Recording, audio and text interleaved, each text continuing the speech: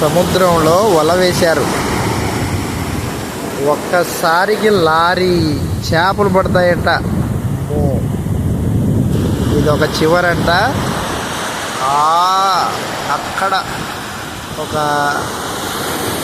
అక్కడ మనుషులు కనిపిస్తున్నారే, అక్కడ ఇంకో చివరంట. ఇంత పెద్దది వల. లోపలికి వెళ్తే తిమింగలాలు ఉంటాయి అని చెప్పారు. కరేడు గ్రామంలో సముద్రం